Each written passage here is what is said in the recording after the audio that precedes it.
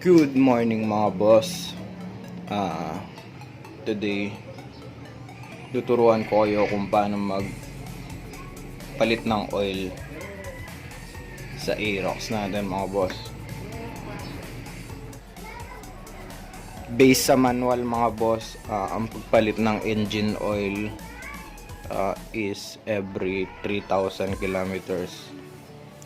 Ganon din sa gear oil mga boss, every 3,000 kilometers din.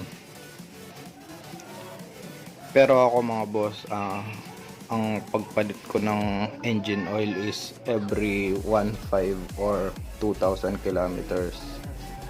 Pinapalitan ko na. Ang engine oil naman every other na magpalit ako ng engine oil mga boss. Halimbawa ngayon magpapalit ako ng engine oil, next na magpalit ako ng next na 2,000 magpalit ako ng engine oil, isasabay ko na yung gear oil mga boss. Bali yung gear oil every 4,000 nun. Yun lang mga boss. Ganun yung diskarte ko sa akin mga boss. Papakita ko lang sa inyo kung paano magpalit ng engine oil sa Aerox. Yung engine oil pala is sa manual 0.90 or 900 ml. Yung sa gear oil mga boss is 0.15 or 150 ml. Tapos mga boss, meron siyang dalawang oil drain bolt sa engine mga boss. Yung isa yung A, tsaka yung isa yung B. Yung A mga boss is kapag magche-change oil lang kayo mga boss. Yung B naman mga boss is kapag nag-change oil kayo at balak nyo magpalit ng oil filter o balak nyo i-check mga boss. Papakita ko sila sa inyo mga boss.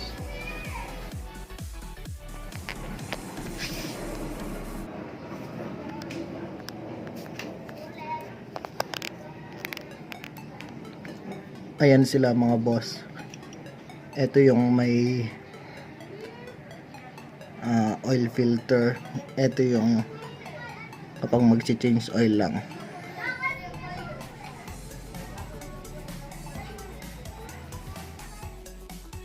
Yung isa yung A na volt, yung mag-change oil lang kayo, ang size niya is 12mm na bolt. Yung sa may oil filter naman is 17mm na bolt.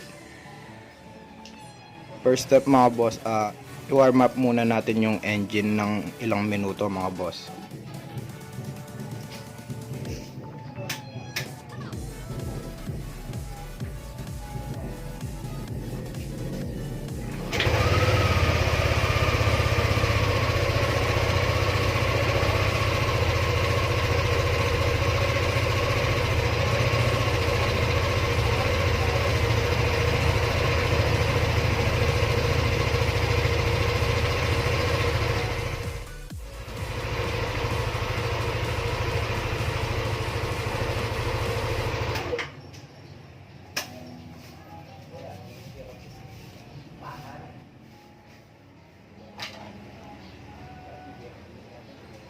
Siyempre kailangan din natin ng lalagyanan ng old engine oil mga boss.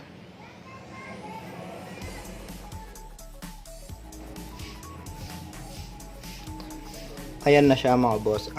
Hindi ko na ipinakita yung pagtanggal ko kasi nasa ibaba siya, mahirap siyang ipakita mga boss o i-video. Since na in-explain ko naman at pinakita ko naman yung mga bolt, tinanggal. Kung mag-change oil lang kayo mga boss, kahit paulit-ulit, tatanggalin nyo yung 12mm na bolt. Kung mag-check naman kayo ng oil filter o magpapalit kayo ng oil filter, yung 17mm yung tatanggalin mga boss. linisin lang natin to mga boss. Huwag niyong kakalimutan, baka ma-misplace to. Meron siyang washer mga boss. Ayan na siya mga boss. I-install na natin ulit itong bolt na yan. Next step mga boss, lalagyan na natin siya ng oil. Ang gamit kong oil is Yamaha Blue Core, 1 liter siya. Kaya lalagay lang natin is 900 ml. Meron pa siyang matitirang 100 ml. Meron naman siyang indicator mga boss. Ang bili ko dito sa Yamaha mga boss is 285.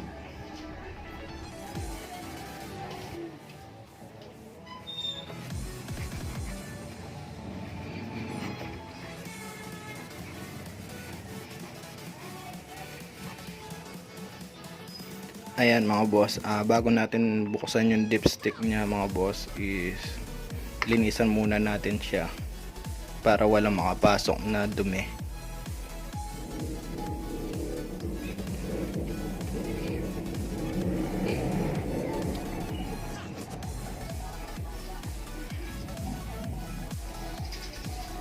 Since na nakapasok yung paglalagyan natin ng oil mga boss, hindi natin siya mapapasok dito mga boss.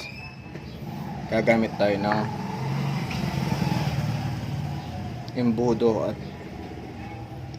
ginawa ko lang to mga boss.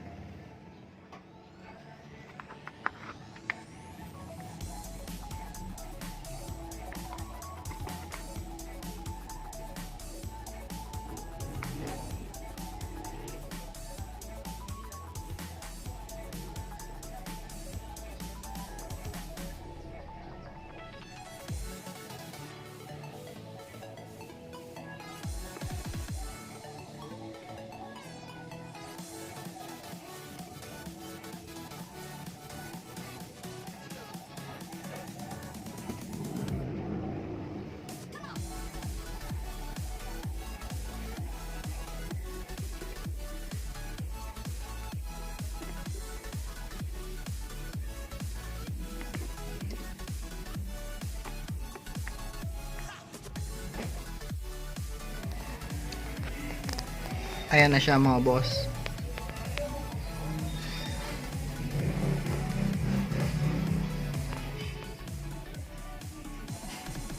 Ayan na siya mga boss.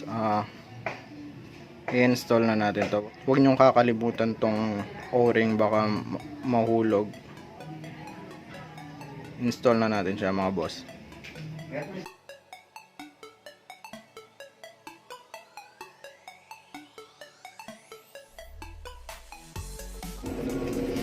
Yung gear oil pala niya mga boss, hindi ako magpapalit. Yun lang mga boss. Then check na natin siya. Painitin natin, paandarin natin yung engine kung meron bang tumatagas o wala mga boss dun sa mga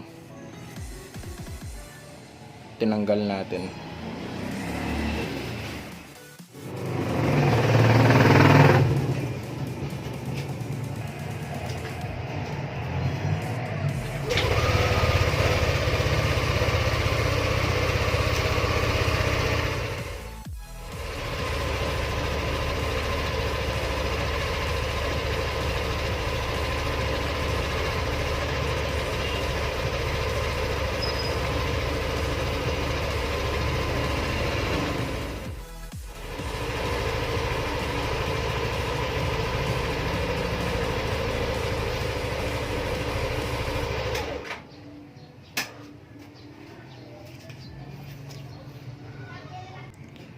At kung bago ka pa lang sa channel ko mga boss, please like the video, comment na din kayo ng suggestion nyo, share nyo din tong video to para marami makapanood.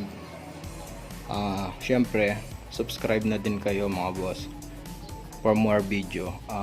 Click nyo yung notification button para ma-update kayo every upload ko mga boss. Yun lang mga boss.